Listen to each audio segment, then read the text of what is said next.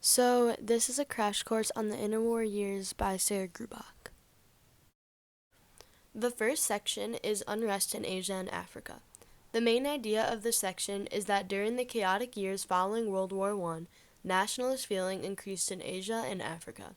The resulting unrest continued into the 1930s. During World War I, China was broken apart. The Nationalist Party Kuomintang ran a democratic government to the north.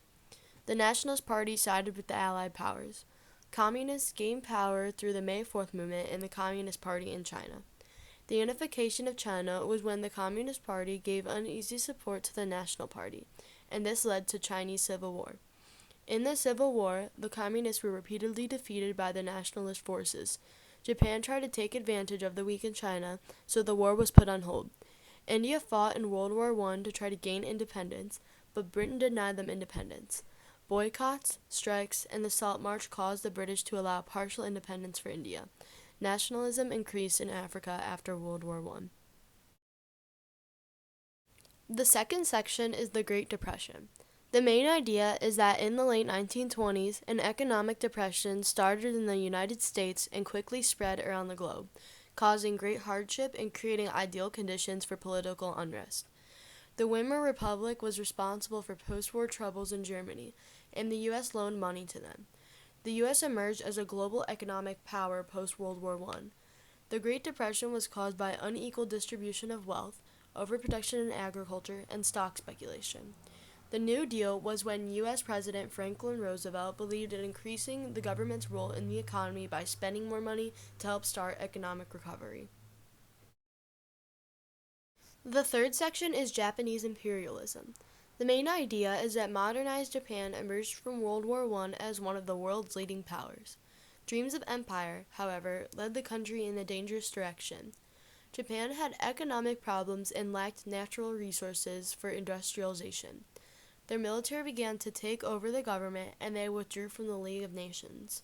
The Second Sino-Japanese War had violent incidents along the China-Japan border in Manchuria that led to a full-scale war.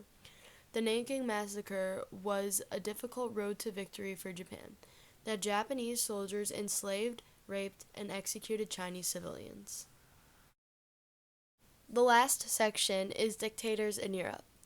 The main idea is that political and social unrest that followed World War I helped totalitarian dictators rise to power in Europe.